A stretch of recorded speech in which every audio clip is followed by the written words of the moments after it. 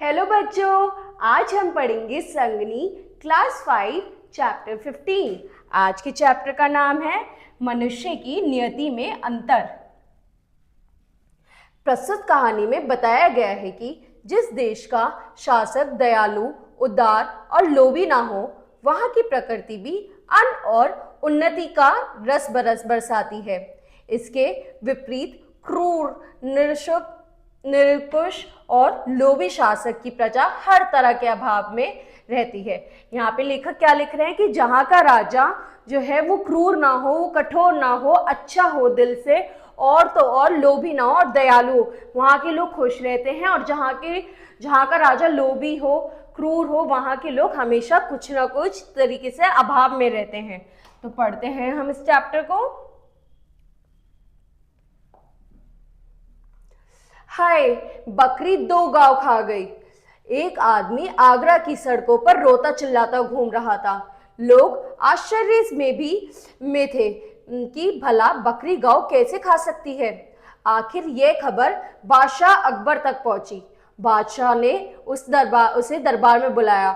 उस आदमी को उन्होंने देखते ही पहचान लिया। अब यहाँ पे क्या हुआ बच्चे, एक आदमी बड़ा चिल्लाता हुआ चल रहा था गांव में कि हाय बकरी 2 गांव खा गई, हाय बकरी 2 गांव खा गई। ये सुन के लोग आश्चर्य में रह गए कि बकरी कैसे 2 गांव खा सकती है।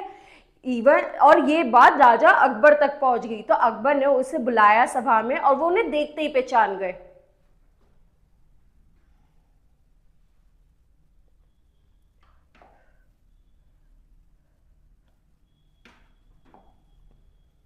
बादशाह को याद आया कि वे कुछ समय पहले आगरा के पास किसी गांव में गए थे। वह बहुत थक गए थे। यह आदमी उन्हें वहां गन्ने के एक खेत में मिला था। उन्होंने उससे कहा था, भाई थोड़ा गन्ने का रस पिला सकते हो। तो अब जो अकबर है उन्हें याद आया कि इस इंसान को उन्होंने कहाँ देखा था। जब वे आगरा गए थे, वह थक हार के एक जगह रुके, वहां पे ये जो आदमी था वो गन्ने के खेत में मिला था ये उन्हें। और उन्होंने बस इतना याद है कि उन्होंने इससे कहा था कि भाई थोड़ा गन्ने का रस पिला सकते हो। हाँ हाँ, आप बैठिए, मैं अभी लाया। अकबर एक पेड़ की छाया में बैठ गए। वह किसान खेत में गया, एक गन्ना तोड़ा और एक बड़े लोटे में रस निकाल कर ले आया। अकबर ने गन्ने का रस पिया और बहुत खुश हुए। अरे वाह, ऐसा रस तो हमने पहले कभी नहीं पिया जी। और यह सिर्फ एक ही गन्ने का रस है क्या? एक गन्ने में इतना सारा रस? अकबर को आश्चर्य हुआ। मैं बिल्कुल सच कह रहा हूँ श्रीमान, आश्चर्य की बात है। तो अब क्या हुआ, अकबर को क्या याद आता है कि वो उससे गन्ने का रस मांगते हैं। और वो जो गन्ने का रस, जो ये आदमी है, ये किसान जाता है, एक गन्ना तोड़ के लाता है, उससे रस ला के पूरा लोटा भर के बादशाह को देता है। बादशाह कहते हैं, अरे वाह, ये तो बहुत ही अच्छा है, इतना बढ़िया तो मैंने कभी नहीं पिया। तो वो उन्हें बताते ये सिर्फ एक गन्ने का रस है। तो बादशाह भी बड़े आश्चर्य में पूछता, अरे एक गन्ने का रस? ऐसे ही वो कहते हैं, जी हाँ, मैं झूठ नहीं बोल रहा। और बादशाह क्या बोलता है कि ये तो बहुत आश्चर्य की बात है।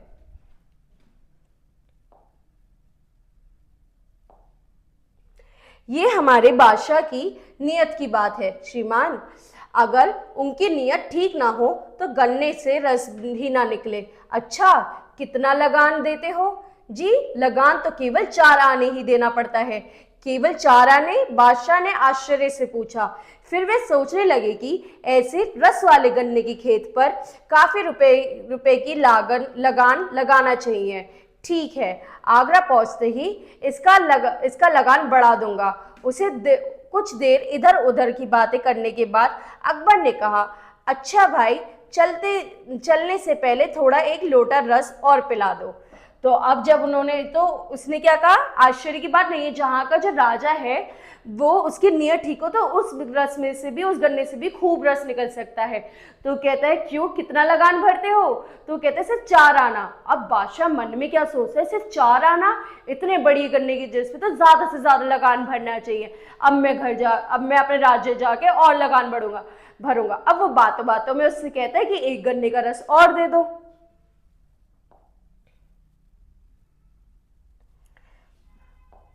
किसान लोटा लेकर चला गया। उसने एक गन्ना तोड़ा, लेकिन इस बार लोटा ना भरा। फिर एक के बाद एक 3-4 गन्ने तोड़े और उनका उनका रस निकाला, फिर भी लोटा ना भरा। अकबर उसकी प्रतीक्षा कर रहे थे, सोच रहे थे। इस बार तो उसने देर कर दी। तभी किसान मुंह लटकाए हुए आया और लौटा बादशाह की ओर बढ़ा दिया। लोटे में थोड़ा सा थोड़ा सा ही रस था। अब जो बादशाह ने मन में जितना सोचा और अब दोबारा मांगा रस, इस बार एक गन्ने में से रस ना निकला।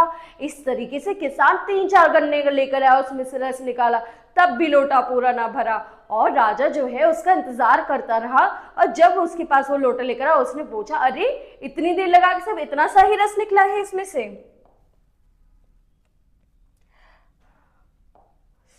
अरे क्या बात है, इतना कम रस लेकर आए हो? कुछ नहीं श्रीमान, लगता है अकबर बादशाह की नीयत बिगड़ गई है, उसी का प्रभाव है। अकबर को लगा जैसे किसी ने उन्हें आसमान से जमीन पर पटक दिया हो। आदमी की नीयत में अंतर आने से थोड़े से पेड़ पौधे भी पर भी प्रभाव पड़ता है। उन्हें लगा जैसे ही वह साधारण किसान एक बादशाह को मानवता का पाठ पढ़ा रहा हो। अब वो किसान उनसे क्या कहता है? वो कहता है कि लगता है अकबर की नीयत में खोट आ गया है, जब भी पेड़ में से वो कम पड़ रहा है। ये सुनकर बड़ा आश्चर्य हो जाता है, ऐसा लगता है किसी ने उसे ऊपर से नीचे पटक दिया हो। और तो और उसे ऐसा वो हुआ, समझ आया कि जैसे कि ये जो किसान है उसने बादशाह को मानवता का पाठ पढ़ाया हो। जहां नियत अच्छी होती है वहां उन्नति होती है, वहां उन्नति का भंडार भरा होता है। लालच और छोटापन आदमी की को कभी सुखी नहीं देता। तो अब आगे हमने क्या पढ़ा, जिसकी नियत अच्छी होती है वहां पर ही अच्छा होता है, और जिसकी नियत बिगड़ जाती है वहां पे सारी जो लालच और छोटापन आदमी को कभी सुख नहीं देता। अकबर ने कहा, भाई तुम जानते हो मैं कौन हूँ? किसान संशय पूर्वक बादशाह की ओर देखने लगा। मैं बादशाह अकबर हूँ। किसान ने घबराकर पूछा, मैंने कोई गलत बात तो नहीं कह दी? तो अब जो है वो किसान से पूछा है कि तुम जानते हो मैं कौन हूँ? मैं बादशाह अकबर हूँ। अब एकदम से किसान कहता है, मैंने कोई गलत बात तो नहीं कर दी? नहीं, तुमने मुझे यह बात सिखाई है जो बड़े बड़े विद्वान गुरु भी अपने शासकों को नहीं सिखा पाते। आज मैं तुम्हारे खेत का लगान बिल्कुल माफ किया। जाओ इस बार लोटा भरकर रस ले आओ। किसान फिर से खेत में गया। इस बार फिर से एक ही गन्ने के रस से लोटा भर लाया गया। वह प्रसन्न होकर दौड़ा आया। उसने लोटा आगे बढ़ा दिया। अकबर ने रस पिया, फिर पीपल का एक पत्ता उठाकर बोले, हम इस पर तुम्हें 2 गांव देने का आदेश दे रहे हैं। कल आगरा आना और पक्का कागज लिखवा लेना। तुम्हारे खाने पीने का प्रबंध इन गांव की आमदनियों से हो जाएगा। तो अब आगे क्या हुआ?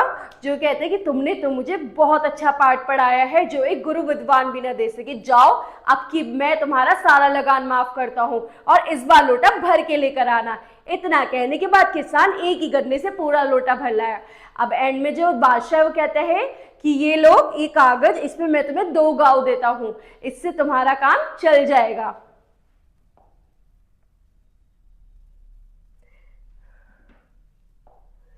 कल आगरा आना और इसको पक्का कागज पे लिखवा लेना, वही कहते हैं। तब आगे क्या हुआ? किसान ने पीतल का पत्ता रख लिया। अकबर चले गए। किसान काम में लग गया। कुछ देर बाद पत्ते की बात ही भूल गया। किसान की बकरी आई और उस पत्ते को खा गई। अब किसान जो है वो अपने काम में लग गया और वो पत्ते को भूल गया। अब इतने चलते चलते जहां वहां पे एक बकरी थी, वो उसका पत्ता वो खा गई। जब किसान को उस पत्ते की याद आई तो उसने देखा कि पत्ता तो अपनी जगह पर नहीं है। वह रोना चिल्लाने लगा। अब भला उसे बादशाह कैसे पहचानेगा? उस पत्ते को देखे बिना गाँव कैसे देंगे? वह जोर जोर से रोता चिल्लाता आगरा पहुंचा। हाय बकरी 2 गाँव खा गई। बकरी द्वारा 2 गाँव खाने की बात सुनकर बादशाह अकबर किसान के भोलेपन पर हंसे। उन्होंने फिर उसे 2 गाँव देने का आदेश लिख कर दिया और जाते जाते सावधान किया, इस बार इन गाँव को बकरी से बचाना। सभी दरबार कहे से गूंज उठा।